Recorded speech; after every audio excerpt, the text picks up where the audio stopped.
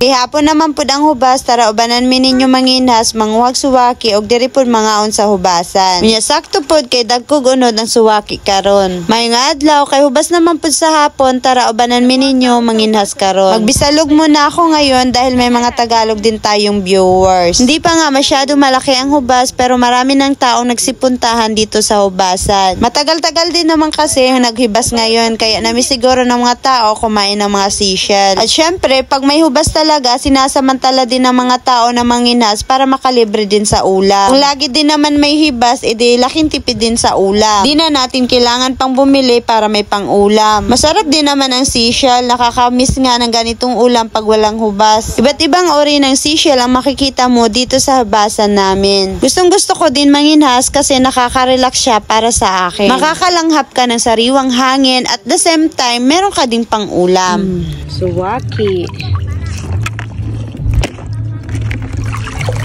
Nakita nyo guys yung nakikita ko. Dito lang guys oh. Ay ayun. Camouflage. Hindi siya kayo makla. Maskig buntag makakuha bagag tamala. Bisag asa gid mi padulong kay mamagat gid ning mga tuyom. Ug wa lang ni gibawal Wag gini mamagat diri kay maubos gid ni pangwa sa mga tao diri. Ulit gid kay tuyom mga tao diri. Tabay kalami naman ani. Agay natunok ko sa tuyom. Agay dipuga. Lagi na okay. Napaisad. Ay na? Pag pumunta ka dito ng hibasan, kailangan handa ka, mentally and physically. Char. Hindi talaga maiwasan na hindi matunok ng mga tuyom kasi merong mga tuyom na maliliit at hindi makita. Pero dito sa amin, dahil nga para panginhas kami nung simula nung bata pa, sanay na kaming matinik ng mga tayom or sanay na kaming masaktan.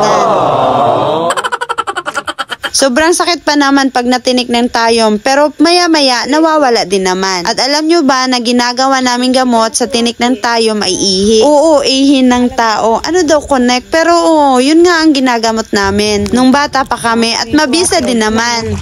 Ay, sila sa samo. Testingan na to. Ay, nakabaya diba? Tanawa.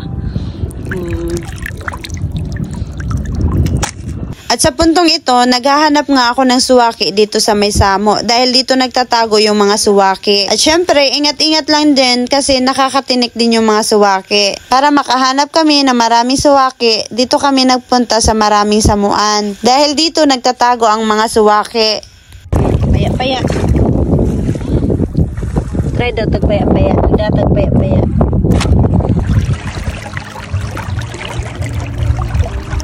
Lumaya.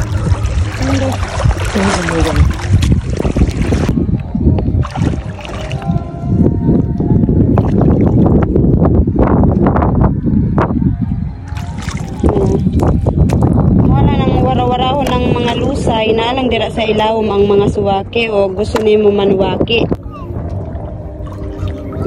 Nana po, di ba? Diri na sa idea, basi na po diri je.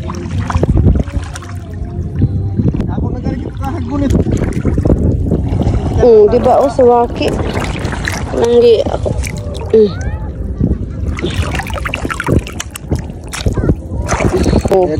Layagan. Di ba ngayana ngayana kita sa layagan. Pero ayaw ka kay poisonous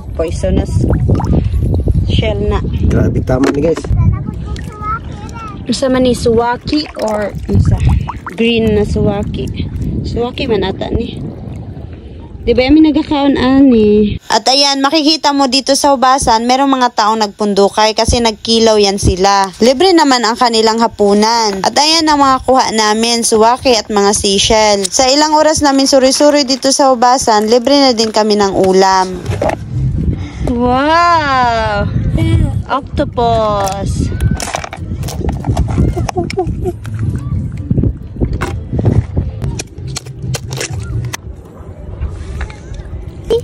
Ikaw, mami, ko magluto.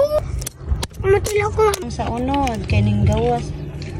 Abi, ako na yung ganun. Ano ganay ko?